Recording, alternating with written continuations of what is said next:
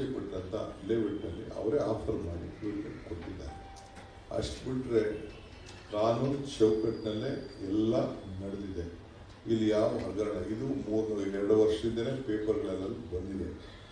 ಈಗ ಮುಖ್ಯಮಂತ್ರಿಗಳ ಹೆಸರಿಗೆ, ಅವರ ಪಾಪ್ಯುಲಾರಿಟಿಗೆ ಕೆಟ್ಟ ಹೆಸರು ತರಬೇಕು ಅನ್ನೋ ದೃಷ್ಟಿಯಿಂದ ಈ ರೀತಿ ಈ ಹಗರಣಗಳೆಲ್ಲ ತರಲಿಕ್ಕೆ ಪ್ರಯತ್ನ ನಾವು ಮಾಡ್ತಾ. ಯಾಕೆಂದರೆ ಇಡೀ ದೇಶದಲ್ಲೇ ಇದು ಬಿಗ್ಗೆಸ್ಟ್ ಸ್ಟೇಟ್ ಕಾಂಗ್ರೆಸ್ ಪಾರ್ಟಿ ಇರೋಂಥದ್ದು.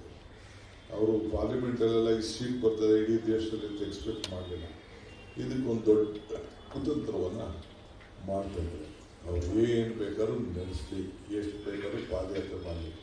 ನಾವು ಒಂದೊಂದು ದಿನ ಏನೇನು ನಾವು ಮಾಹಿತಿ ಕೊಡಬೇಕು, ನಮ್ಮದೇ ಆದಂಥ ಯಾವ ರೀತಿ ಕಾರ್ಯಕ್ರಮ ರೂಪಿಸಬೇಕು, ಮುಂದಕ್ಕೆ ಕೂತ್ಕೊಂಡು ನಾನು ನಮ್ಮ ಕಾರ್ಯಕ್ರಮವನ್ನು ಅದಕ್ಕೆ ಪ್ರತಿಭಟನೆಗೆ ನಾವು ಆ ಪ್ರತಿಭಟನೆಗೆ ಏನು ಉತ್ತರ ಕೊಡಬೇಕು, ಅವ್ರ ಪಾದಯಾತ್ರೆಗೆ ಉತ್ತರ ಕೊಡಬೇಕು ಮಾಡಿ.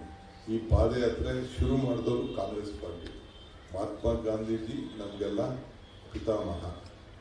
ಅವ್ರ ಕಾಲದಿಂದ ಶುರು ಮಾಡಿ ಭಾರತ್ ಜೋಡೋ ಇಡೀ ದೇಶದಲ್ಲಿ ನಮ್ಮ ನಾಯಕರುಗಳು ಮಾಡಿದ್ದಾರೆ. ನಾವು ಇಲ್ಲಿ ಕರ್ನಾಟಕ ರಾಜ್ಯದಲ್ಲಿ ಮಾಡಿದ್ದೀವಿ, ಬಳ್ಳಾರಿಗೆ ನಡೆಸಿದ್ದೀವಿ, ಬೆಂಗಳೂರಲ್ಲಿ ಮೇಕೆದಾಟಿಂದ ಬೆಂಗಳೂರು ನಡೆಸಿದ್ದೀವಿ.